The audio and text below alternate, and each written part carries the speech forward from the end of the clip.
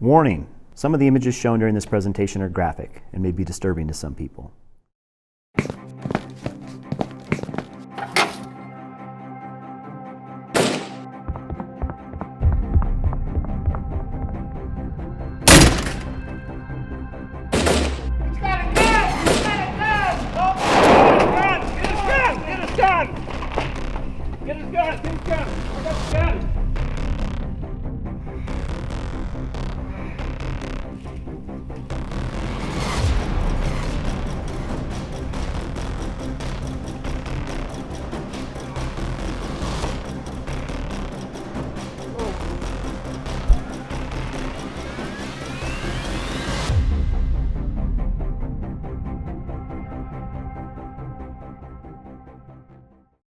The simulated active violence event you just observed had trained immediate responders. In a moment, you too will learn these life-saving skills. Let's watch and learn how to save a life.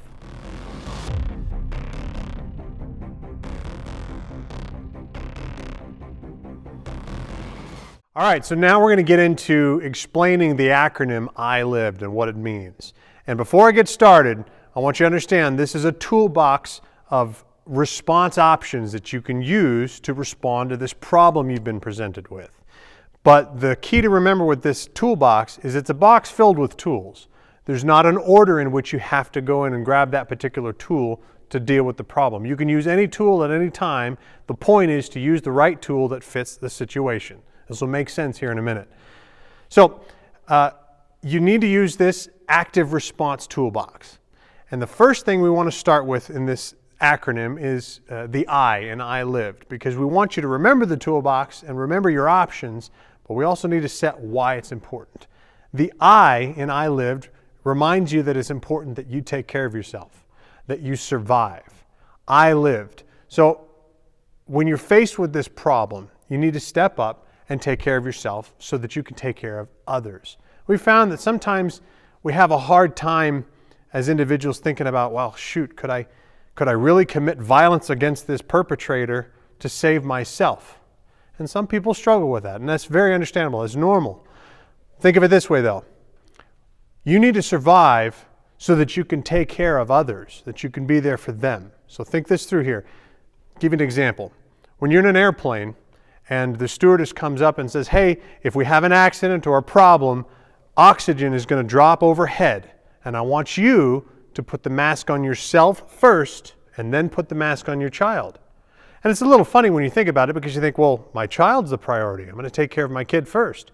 True, but you're no use to that child if you're taken out of the game. The same concept applies here.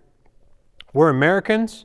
We take care of one another, and we do that as a team, but in order for you to take care of someone else, you have to survive too. And so sometimes it's a little funny to think of it in that order, but you have to care for yourself so that you can also care for others, so that you can be there for them. You're still thinking of others by thinking of yourself, if that makes sense. I hope I got that point across. So the I could also stand for we. We lived. You have to take care of yourself so that you can take care of the rest of us, so that we can say we lived. We survived this situation. Chris? Next is the L in lived, which stands for lockdown. There are two primary types of lockdowns that we're going to talk about. The first is referred to as a soft lockdown, or sometimes a lockout. The times that you're going to use a soft lockdown really are two different occasions. One, law enforcement may call the business, the church, or the school and say that they're chasing somebody in the area, or there's a potential exterior threat to the business. And so they ask you to lock down so that that intruder isn't able to come and impact your business, affect what's going on there, and or hide. The other instance is if you see something suspicious in the parking lot or anywhere else where you're at, you may decide to go ahead and lock down because you're not sure what's happening, and really it can be the best thing to do, even if it just ends up being a false alarm. We have words for that, and that word is practice. So it's okay to go ahead and soft lockdown sometimes if there isn't a threat. Because the other side is if you thought there was a threat and it turns out that there is and you didn't lock down, you're going to lose precious time, and everything we talk about in I Lived is about delaying the attacker's ability to attack.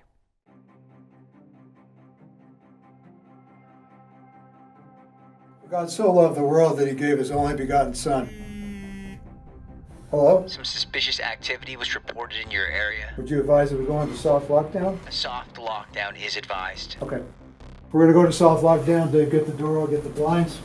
Get the lights.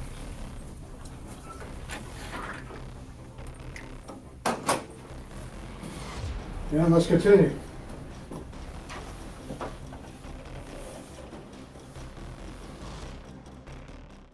The second type of lockdown we're going to talk about is an enhanced lockdown or a hard lockdown. The idea here is that it's not just an external threat or something that we see that's a little bit out of the ordinary. Here we've seen an actual threat, whether it's visually, whether we've heard something. We know that something highly unusual is going on. It could be shots fired, it could be people screaming.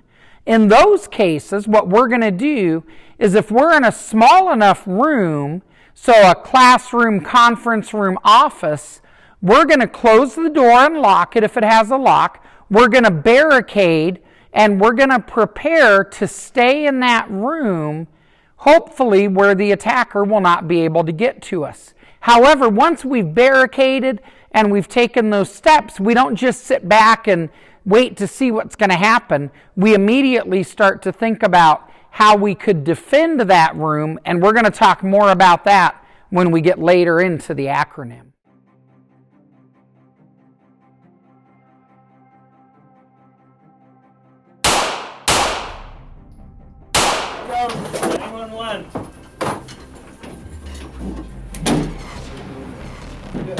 There's a shooting across the church in Alabama.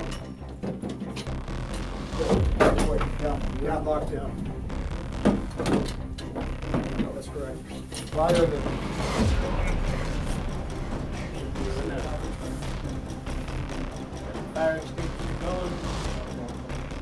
The next letter is I in I Lived, and it stands for information. And this is important because maybe even your most important tool here, because for these concepts, while one individual can make a difference, it's vastly superior for us to work together, for us to take care of one another, as we talked about earlier.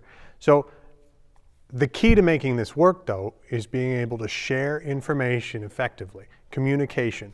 So there's going to be things that come up, right? So let's say you hear some noises that don't make sense to you, that maybe in your mind they sound like gunshots. And maybe in everyone else's mind, as we've talked about before, their normalcy bias, maybe they think it's a jackhammer or some sort of construction going on. But in your mind, you're like, no, this might be something worse. We should check it out. I should at least find out more information so we can make an intentional decision. So you need to use information. You need to share that intel with the rest of the group and say, guys, that sounded kind of funny. We need to take a look at it, make sure it's nothing worse. Don't be afraid of being picked on a little bit or looked funny, like, why are you being so paranoid? Better to be right and alive than to be in trouble because you didn't just take that extra second and overcome a little embarrassment. Plus, I think everybody's going to understand, especially in this day and age. They'll say, well, you know what? I was thinking that too. There'll be 2 or 3 other people in the room that will say the same thing. Yeah, I kind of thought that maybe something was off. Let's go check it out and see. Share that information and process it together and collectively make decisions. That's what gives you guys powers. You can do things together and start to form that team before the problems even arose at your door. So the next letter in our acronym is V, and the V stands for varying your routine. We know people tend to be creatures of habit. We tend to come and go from the same door, the same entrance, the same exit, whether it's our grocery store, our workplace, no matter where we're at. And what we want you to start to do is look for other options. Where are the exits and entrances? So for example, at the grocery store you shop at, do you know where all of the different exits are? So that if something were to happen catastrophic in the front of the store, you would know how to evacuate out of the other emergency exits. And one of the ways you can find out where other exits are is to drive around the exterior of the store. Look for doorways, and then when you're shopping next time, you'll be able to correlate where those doorways were to the interior of the store. And you could find that that exit is actually behind the deli or behind the bakery or in the storeroom. But you now know the path that you need to take to be able to evacuate. We also want you to think about other uses for objects. So as an example, I could use my laptop for lots of different things. I, of course, can use it as a computer, but I could also use it to prop open a window while I went out the window. I could use it as a distraction if I had to throw it at an intruder. There's lots of different ways that we can use everyday objects, and we want you to look at them a little bit differently. At work, look at your desk, look at your workspace, and identify things you can use. From scissors to pencils to staplers, there are lots of different options depending on your work environment that you can modify and use in unusual ways. We also want you to alter your routines and your routes. We don't want you to always travel the same way. And the reason that we want you to do this is our desire is for you to develop that mindset, that situational awareness that we talked about earlier. And we want you to have lots of different paths to get to the same location. We don't want life to become predictable, because when we become complacent, that's when sometimes some bad things can happen. So the next thing we want to talk about is evading, getting away from the situation. And oftentimes you'll find that this is probably the most used tool in your toolbox. If you can get away, and that's the safest, smartest thing to do, the choice, that particular option or choice fits the problem, use it. What we find is that folks who take the time to get away, you're now no longer part of that problem. And the bad guy's looking for access to people who are sticking around. It's that simple. It's not really complicated. But some people freeze because they're not sure, oh, is this the right choice? Should we get away right now? What if he's down that hallway?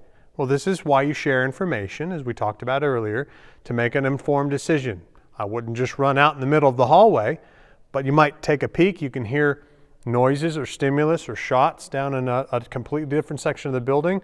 It might make more sense for you to leave out the other end of the building. Maybe you have a door behind you and the problem appears to be up here. Make an educated guess. You have a better chance overall by taking that kind of action and simply evading and running away from the situation than you do just staying there, because you're still in the environment. Things change. These problems, these active violent events are dynamic. They shift, they move. The bad guy comes from one place and goes to another, and then sometimes comes back to the same places over and over again. So you need to get out of there if you can. It makes the most sense. And this is important to know. Leave all of your belongings behind. Don't be afraid of that laptop. It's now a tool. You can buy another laptop. We can't buy another you. We can't buy another one of your friends or family members with you. You need to just leave. Leave the belongings behind. Also, it's best to have a rally point figured out ahead of time. So maybe if you're with your family, you might take the time to figure out pre-designated rally points. If we get separated and there's a problem, we need to leave, this is where we're going to meet up over here. Or maybe it just spontaneously happens in that room. Guys, we're getting out of here. Let's go rally behind the dumpsters at the back end of the church, and then we'll figure out something from there. And make a plan so that you all have a direction and a place you're going to. So next, we're going to talk about the D, or defend. And there are several parts to defend that we need you to understand as we begin to look at this area. The first of those is that defend is always a personal choice.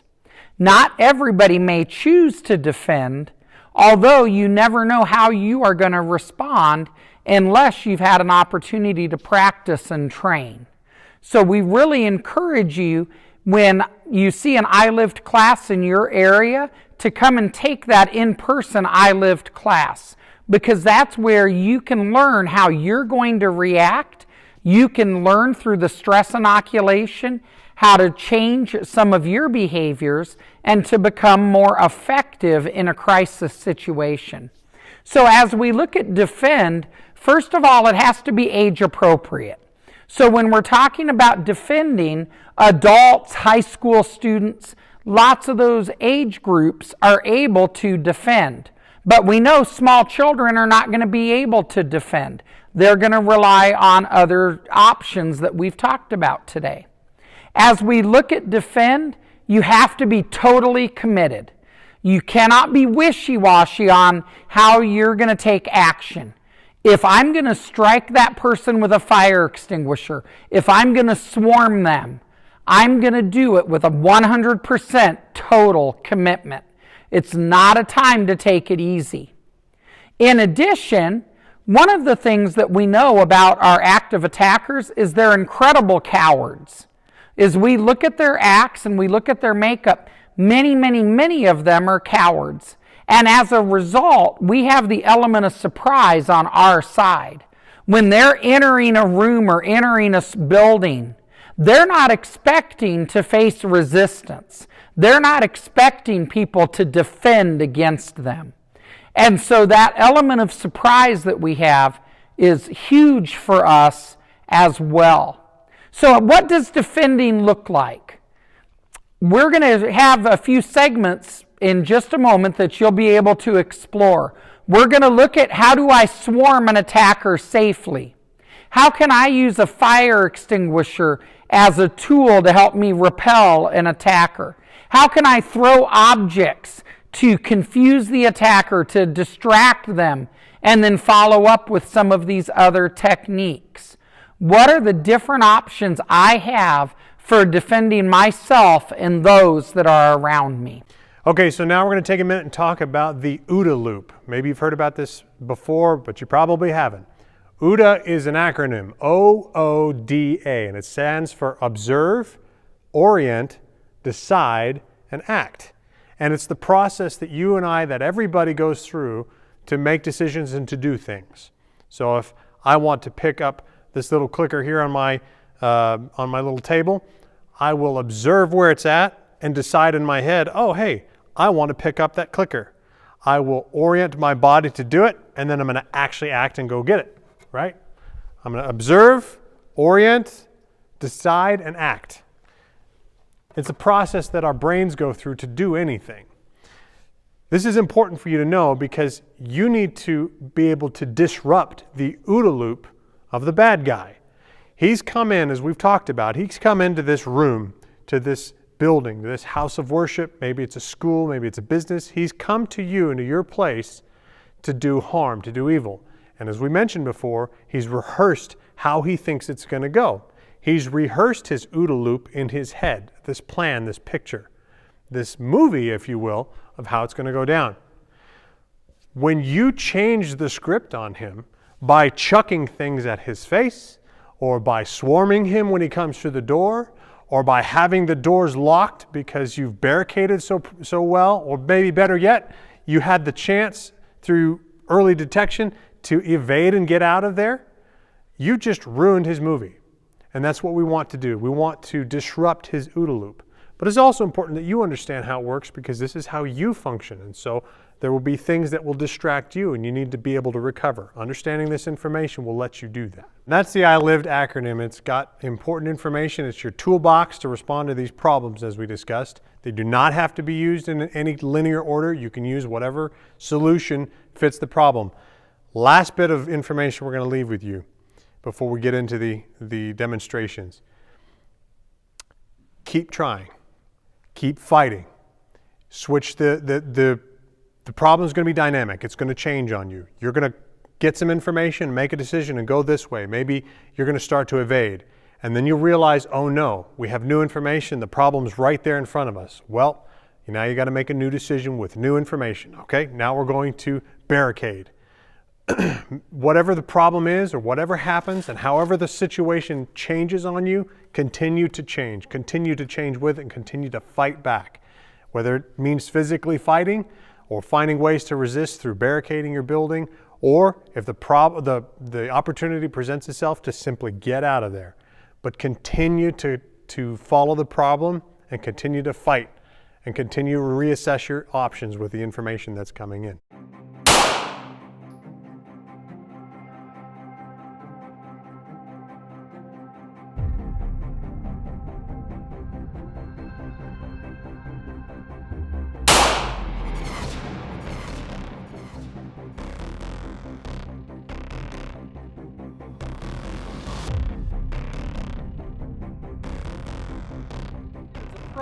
One of the concerns and special circumstances that we need to be prepared to address is distraction techniques. And so there are a variety of ways that attackers may try to distract, and several different motivations. So what we want you to recognize is that if you see smoke, if you hear loud noises, it's not always going to be where the actual attack is taking place. It may be to draw people out, it may be to distract security and first responders. And so we want to remind you that anytime you see something unusual, that you call 911 immediately. It's so important that if we see something, we say something, and you can even go back to our IC Save website and watch our video there on See Something, Say Something. Remember, this is all what we've been talking about, situational awareness. You have to pay attention to your surroundings. It's important to be curious. It's important to pay attention and then to do something about it, to have an active response, even about the things that you're curious. We talked about our normalcy bias and how we might think, oh, maybe that's just a vehicle smoking. Well, let's find out. Let's know and make a determination, or get more information so that we can make an educated, active response, an active choice, not a passive one. So we're going to have a couple of volunteers come over, and one of the most crucial parts is when you see something, we want you to immediately call 911. So we're going to create a distraction right now, and we're going to have these two volunteers approach that distraction. Do you see any fire? I don't see any fire, but it's heavy, thick smoke. Yeah, we better call 911. Let's move back. Back up a little bit. 911, we're at Christ Community Church on Pantano and Kenyon. We've got smoke in the northwest, or the northeast parking lot, sorry. We don't see any fire, but we do see a lot of smoke. We probably ought to get somebody over here. Okay, so one of the things we have to pay attention to if we're paying attention to our surroundings is things that are out of place, such as this bag over here. There was a shooting in Aurora at a theater where an individual had left the theater and placed a bag just out, propped the door and then placed this bag just outside with all of his weapons and gear in it. We want to pay attention to these things. If it's out of place, make a note of it and then tell somebody. Let me tell you, I'm going to hand this off to Chris and he'll tell you about an IED recognition training that you can get through IC Save. So we encourage you, as you continue going through the immediate responder series of videos on the IC Save website, make sure that you tune in to the IED recognition video that has been produced by IC Save to teach you what to do and how to recognize unusual and suspicious packages. First thing we're going to teach you today is how you can stop a bad guy with a weapon using gross motor skills. You don't have to be a martial arts or jiu-jitsu champion to know how to do these things. These are techniques that we can teach anybody at any age, at limited abilities. So we all, in general society, we have people that are older or younger. Some have disabilities that can hinder some of their movements. Almost everybody can do the movements we're going to show you today. And they work best when we work together as a team. So I'm going to show them to you here. Shep's going to be our bad guy today. This is a doorway that we have simulated. He's going to come through this doorway and we're going to stop the bad guy. We're going to show you how to do it. So again, remember if this bad thing happens and we don't have any other choice but to engage the shooter. This is one of our options, right? He's coming in here, we can't stop him, so let's be ready for him. How do we do that though? We got to have a plan. And we got to talk and communicate amongst each other so that we can work together with that plan. So that's what we're going to do today. If the individual comes in here with a gun, he's looking for targets, right? Now, we've talked about the OODA loop and different ways that we can distract and mess with what he's seeing, mess with the environment that he expected to come in, and now it's not that way, so this will help distract him. But while others might be throwing things and trying to distract him and to take him down or to change his world, we're going to have individuals here that are ready to pounce, ready to stop him physically. So we're going to show you how to do that. Shep, if I could have you come through here just a little bit. The bad guy comes through here with a gun, and if we don't know what to do, we might just like tackle him. You know what? If this is all you can think of in the moment, maybe go for it. But let me show you a better way. If a bad guy comes through here with a gun, with a weapon of some kind, the thing that you need to control is the weapon. And obviously this person wielding it. So the first thing you can do is reach in here with gross motor skills, right? Your biggest muscle groups, and just cup underneath his arms, and both of you and another person, rip away. This hugging motion here is one of the stronger movements that you can make in the human body, and you just hold on to that digit, that whole arm right there. Let me jump in for just a minute. As we hook his arms and we bring them out to a full extension, what do I have right in front of my chest? I have his elbow. So if I continue moving this arm back, what's going to happen to this elbow joint? I'm going to hyperextend it. I'm going to cause some ligament damage. I'm going to be able to tear that elbow up. Remember, this is somebody coming in with a gun to kill you. So we're going to do everything we can to avoid that. So I want to make sure that I get his arm all the way back. And if I break out this joint and tear ligaments and tendons, that's okay. I want that gun out of his hands. All right, that's important to remember. You're fighting for your life, and you're fighting for everybody else's life in the room. You're fighting to get home to your kids, to your loved one, and he's the one that chose this bad choice.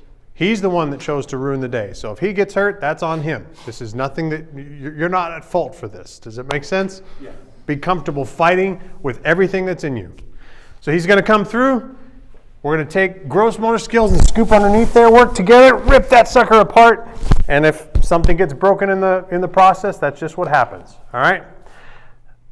But now we got another problem. He's up here, and he's fighting and struggling with us, right? And this gun is, oh, there it is. That's how much I love you. That's right. You saw that? He's going to struggle. He's going to control that gun. We need more people in this game. We need to control him more. Otherwise, bad things can happen if we give too much time to this. So, part B to this. Chris, you want to demonstrate the legs? We can. So what we're going to do when he comes in through the doors, we're going to have two people that when he comes in now, we're going to take his legs above the knee and below the knee. So we want to lock this joint out. Now, if we lean forward, where is he going to go? He's going to go down, most likely face first, although sometimes they will fall backwards. If we're doing this in conjunction with somebody on each of his arms, we will be able to, all five of us, move forward and end up on top of him in a swarm. So when he ends up down here with the four people on top of him, if he's still holding that gun, we're going to address that gun, whether it's one of the four of you or whether it's another person that's in the room. And what I mean by addressing the gun is it could be as simple as coming over and stomping on his hand so that he releases that gun. Because what we want to do when we get that gun from him,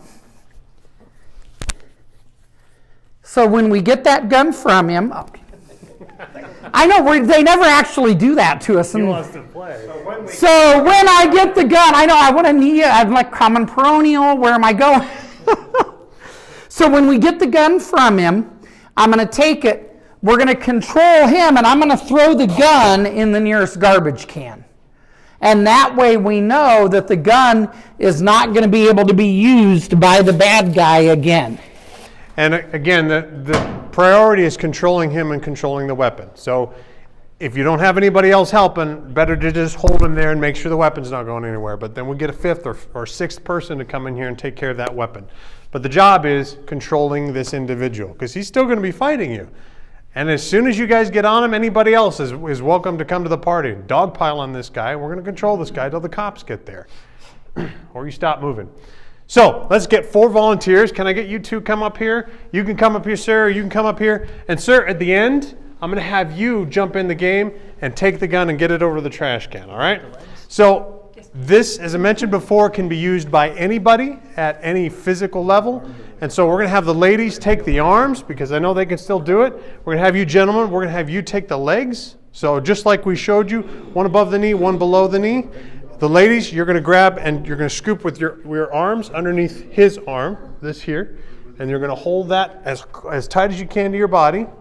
And then we're going to go slow so we don't hurt poor Shep over here. But we're basically going to walk him forward. You gentlemen are going to hold those legs there, and you're going to walk this bad guy forward, and then for demonstration purposes only, gently lay him to the floor. Chris is going to be here to catch and make sure you don't get hurt too bad. Chris, but knee him in the face on the way down. that might happen too. Knee him in the face on the way down. Yeah. The reality is, in a real situation, it's going to hurt. It should hurt. We're not trying to be careful or nice to this individual. We want to get this done as quickly and as explosively and as fast as we possibly can because we have to control him and we have to control that weapon to protect everybody else in the room and ourselves. So, but for today, we're going to go slow so you can see the movements, but also we don't hurt any of our role players, okay? So when I say go, he's going to come through and, guys, I'm going to have you swap because you're going to grab those arms first, and the gentleman, you're going to jump in there and grab those legs, right? So when he comes through, you're going to grab those arms with both of your arms, okay? You know what to do? All right, cool. Shep, whenever you're ready. Scoop it. Guys, get in there with the legs. Get in the legs. There we go. Perfect. Get that gun out of there. Hold on to the legs. Or hold on to the arms. Don't let go. He's going to be fighting you. Hold on tight. Make him fight you. There you go. Perfect. Good. And he jumped in the game too. He's going to hold on. Absolutely. Well done. Good job. Good job. Way to go, guys. Hey, so just a little bit of thought here, right? Food for thought. Was that pretty? No. Did it work? Yes. And that's the thing. If Shep, can I get you one more time, sir? If you grab like this and you're tangled up with the guy on the leg here or it just didn't quite happen and it's not right, but you get the guy to the ground and you got a hold of him and the weapon, that's the whole win. This just helps divide work up so that we can work on this problem together. Remember, you're problem solvers, right? Here's the problem. How do we solve it? There's other ways you can solve it. Maybe you know some great jiu-jitsu or some sort of martial arts that can help make this happen better. That's great, and we don't discourage any of those things.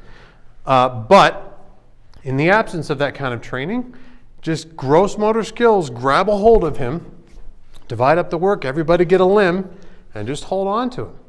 He's not going to be expecting that. Remember the mindset of this individual. He's going to come through here thinking, all right, now I'm going to take out my targets and, oh my gosh, what's happening to me? Boom. That's what you want. You want to disrupt this man's OODA loop. You want to disrupt their worldview, the plan that they had coming into this room. You're going to tear it apart and protect one another in the process. Good job. Hi, my name is George Hupp of IC Save, and this is Winnie Struess. She's my talented assistant today. She's going to show you just how easy it is to take an active shooter's gun and make it stop working. It is ridiculously easy. It's not something you would want to do if he walks into one end of your sanctuary and you're on the other end of it.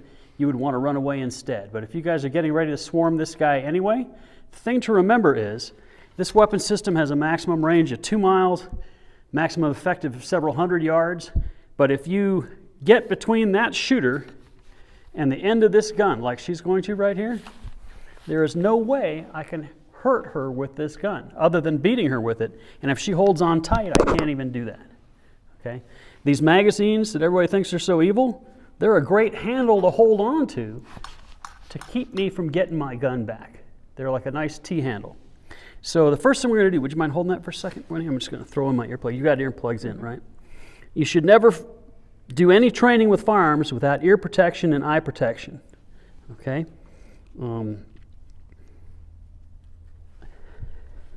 First thing we're going to do is we're going to do something I call riding the dragon. We're just going to pull the trigger and show you what happens, how this doesn't hurt her at all. And you see, and you could even do this live fire if you're careful about it. The same thing happens if there are real bullets coming out the end. Empty cases eject out of here, and other than maybe putting some black smears on a white t-shirt, they're not going to bother you at all. Okay? Now the next thing we're going to do is we're going to show her killing the dragon. All she's going to do is I'm going to shoot, and she's going to block this ejection port right here and keep things from coming out of it. Ready? My gun working. You see what happened? She induced a stovepipe type stoppage. Now, this is not impossible to clear. If you're being attacked by a Navy SEAL, you're probably having a bad day. But most of these goobers that are shooting up schools, they haven't got the slightest clue how to fix this problem. And in the time it takes them to fix this problem, you could be taking their other weapons away or beating them senseless. Because remember, this is not your problem. This weapon system's guidance system is up here. Its fusing mechanism is up here. This is your problem. Attack this guy and his nugget, and this problem will fix itself. Now, this particular, I've got it, Wendy, thank you. This particular weapon system has a gas system that does not vent any gas up front. Some of the ARs, this is an AR-15 type weapon, have a gas system that vents up here. The AKs have gas, hot burning gases vent out of here. It's part of how the weapon works. So if you're going to practice this with an AK or a weapon that has a gas piston, you're going to want to put on a jacket. So can you do me a favor and hand her that jacket? Because the only way for her to look cooler other than wearing those glasses is to put on this jacket.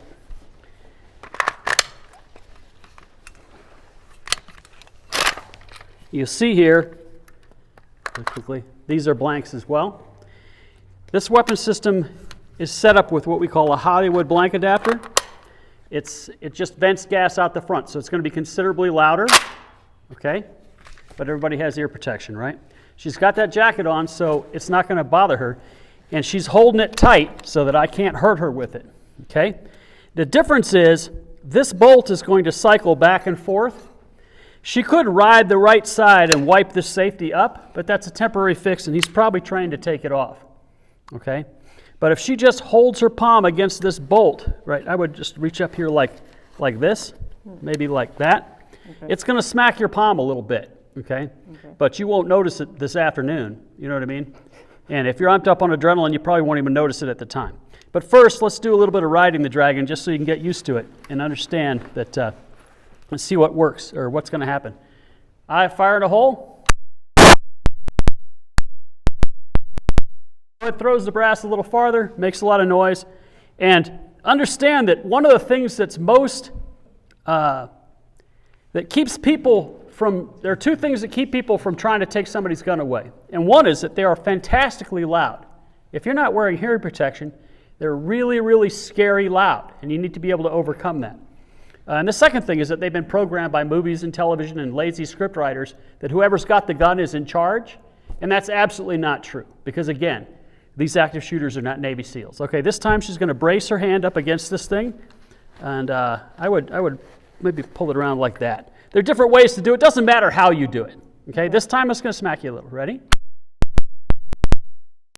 Dang it, why doesn't my gun work? Why can't I murder innocent people?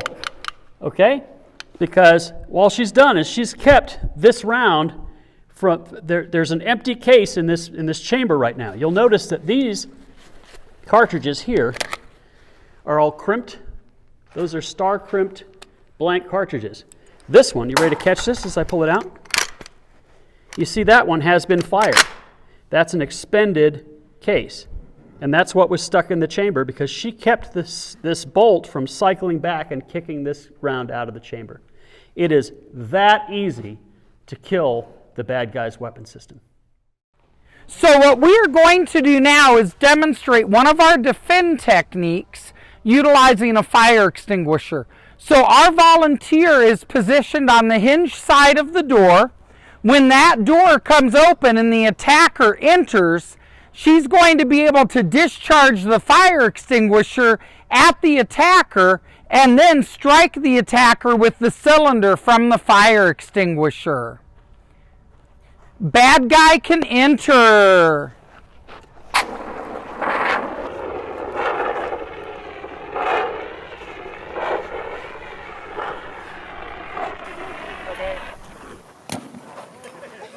So you can see there from the cloud, it completely changes the thinking of the bad guy, because the last thing he is expecting as he makes entry to that room is to be sprayed and then struck with the metal cylinder of the fire extinguisher.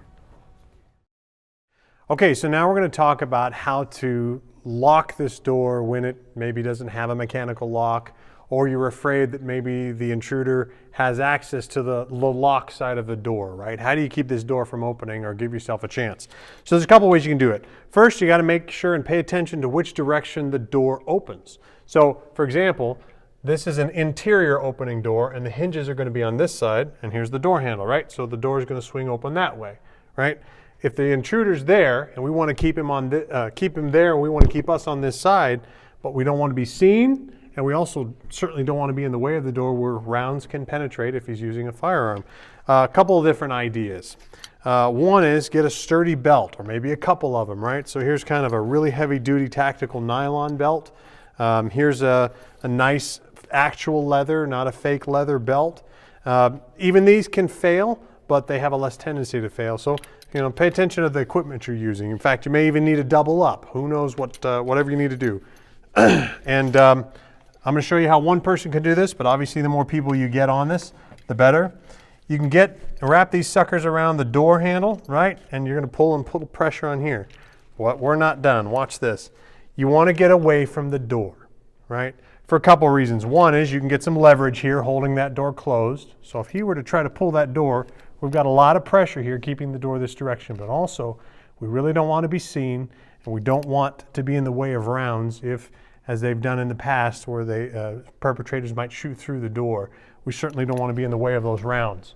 If you have an extension cable, double up or maybe triple it up, and then hold that farther away, you can get farther back along this wall, getting even further away from the danger. So that's how you keep a door opening from an interior opening door. Let's go on the other side, and we'll show you how to do it the other direction. Okay, so now our solution outside won't work in here. Let me show you why. If we were to try to do the same thing, right, all we're doing is helping the individual open the door. You see, we're putting pressure on this for him. This isn't going to work. We need a different solution. There's a couple things you can do. We talked about maybe an extension cord, a power cord that you have in your room. You see this door closer up here, right? This is a mechanical device to try to operate the door more smoothly. You can actually get we even can get this. This is a piece of fire hose, right? You can slip this. You can get these from your local fire station. They have hoses that they get rid of, cut it into maybe 6-inch lengths, right? It's very durable stuff. But you slip this sucker all the way down as far as you can, just like this, as far as you can to get over that door. Now, a determined attacker can still maybe push this door open. Is he going to have to defeat this to get the door open? Yes, which buys you time. In the meanwhile, you've stacked tables and equipment up here to help barricade this door. You've turned out the lights, so hopefully he doesn't see people in there. But he's going to have to really fight to get this door open, right? You can make it, if you have the time, you can continue to reinforce it, right? Double up your belts, right? It's important to get as deep into this bit of leverage as you possibly can. Continue to try to wrap around and strengthen your defense here.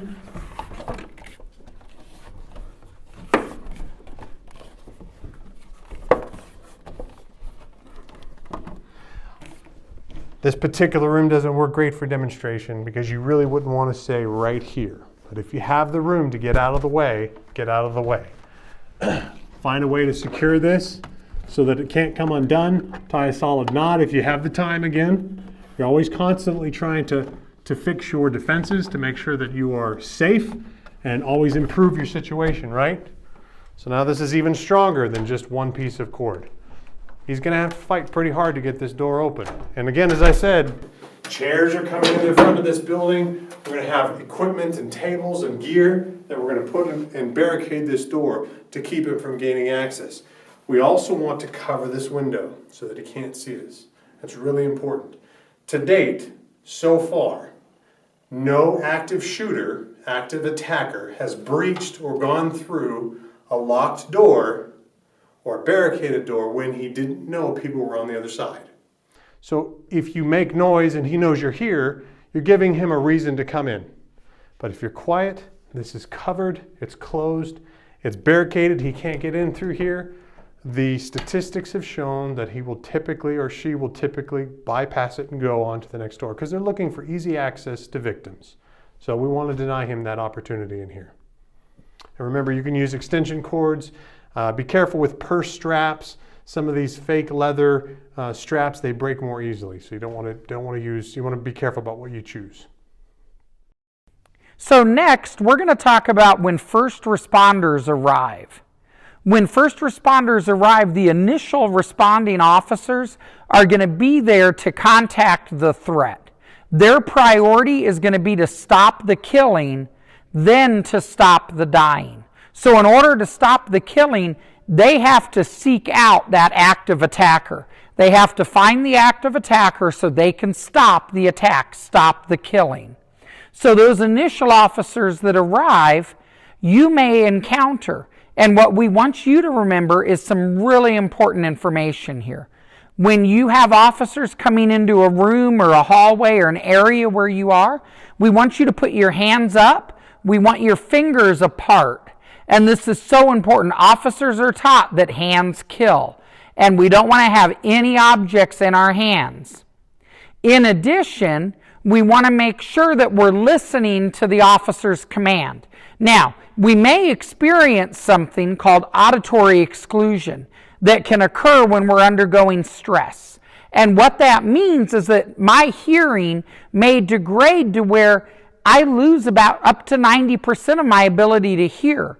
That means I may not be able to hear what the commands of the officers are. So I need to try to make contact with them visually so I can try to read their lips. What are they telling me to do?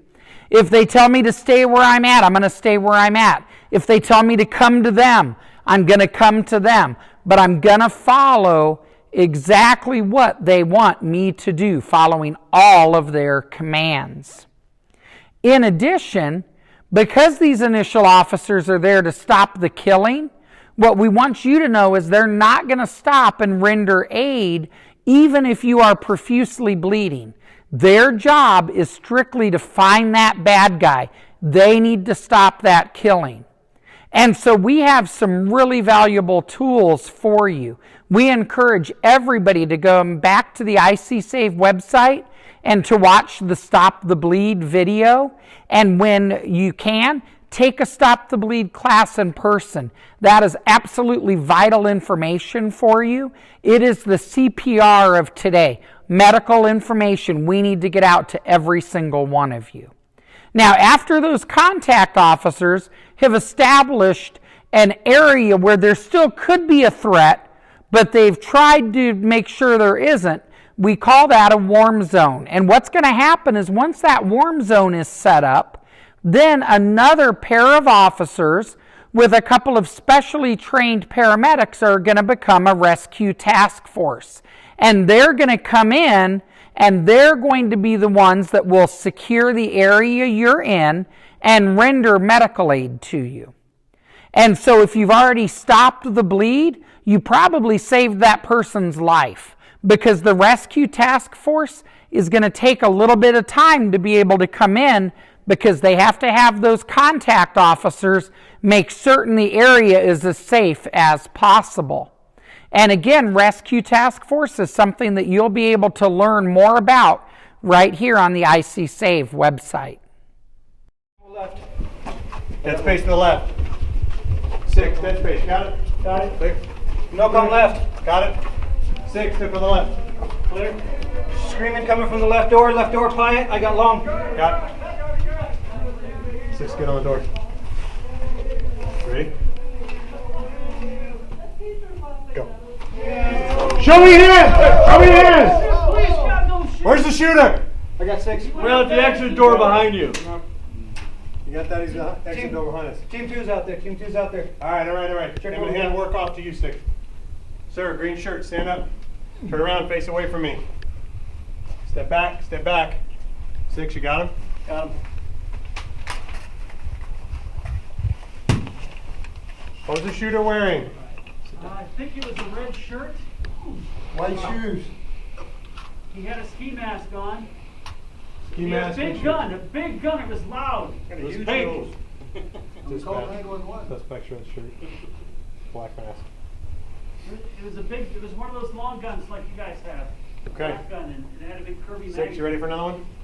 Send him. Hey, maroon shirt, stand up, face away from me. Walk backwards to the sound of my voice. All right, stand to your right, walk to your right.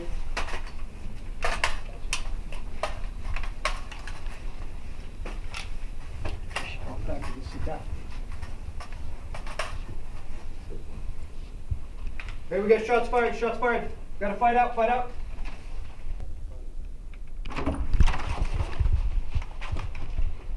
Form up on me. 6 clear. 6 up. 6 up. Dead space on left. Dead space on left. 6, you got it? Got it. Go. You got stairs, I got space on right. Dead I got space on knock, I got right. knock. 6, you got it. Flow, Got it. I'm Chris Taylor. I am one of the many volunteers at IC Save, and in addition to that, I serve as the director of the Arizona Church Security Network. My story began in young adulthood. I began working in the criminal justice system. I worked in corrections, crime prevention, law enforcement, many different facets of the system, and then was eventually called to ministry. And so as I went to seminary, I thought that was fantastic. I loved all that I had done in that field, but I probably wasn't going to be involved in much to do with that anymore, and that's okay. That was my calling. Little did I know, after I came on staff at my first assignment, we had a security emergency about a week later, and we had never really developed any procedures, response plans, any of the things that we should have in place, whether any organization or business. So I've been involved in church safety and security programs for over 12 years now. When I started, there wasn't a whole lot of church security in general going on. In March of 2017, we ended up forming the Arizona Church Security Network. And we did that because people had started to call asking for advice, wisdom, what do we do for our church? And I'd been helping people out for about 9 years before that, but it was starting to really take more of my time. And so to be fair, we thought I should move away and move this out of my church role since I had other responsibilities and into the network. When I started the network, I thought it could be 5 of us having coffee once a month. The network right now has got about 454 people that are members, and we've trained thousands of people in over 25 cities in the state of Arizona. So God had much bigger plans for this network than I ever would have imagined. The real blessing here is that I've been able to mix my calling to ministry and my background in the criminal justice system, where we can teach security with ministry in mind. So we understand the components of security, but we also understand the church's mission.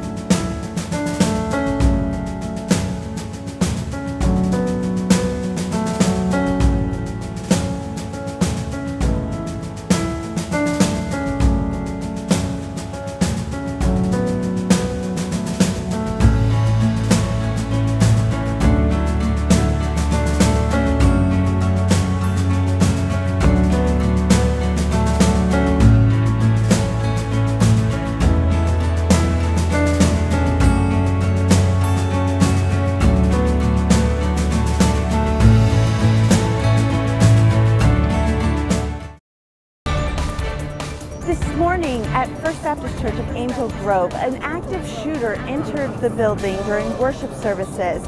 He opened fire, killing 1 congregant and wounding 5. The congregants had recently gone through an I Lived training and took immediate action to stop the shooter. Stay tuned for more information on this late-breaking story. We hope you found this course beneficial today. We provided you with extremely useful training. However, one critical element that we couldn't provide given this medium was hands-on practical experience. We encourage you, at the first opportunity, when it's safe to do so, to reach out to any one of a number of organizations that exist in your state to receive that hands-on practical education. There are a host of those that exist throughout our state and the country. ICSave and the Arizona Church Security Network, or AZCSN, are two of those organizations. So if you'd like to find out more about that type of training or a myriad of other programs and services that exist, we highly encourage you to reach out to AZCSN at ArizonaChurchSecurityNetwork.com or us at icsave.org. We are also actively involved in social media, so you can find out about a number of upcoming training courses, events, and services that we and a number of like educational institutions provide by following us on our Facebook or Twitter pages. We'd like to leave you with the thought that the only thing more tragic than a death is a death that could have been prevented. Now my job for you guys, I want to block for you. These are the two threats. So I'm physically... We got one in here so far. Got one? Okay. Got two. So there's no doors here. So what you want to be conscious of are these two, this opening right here.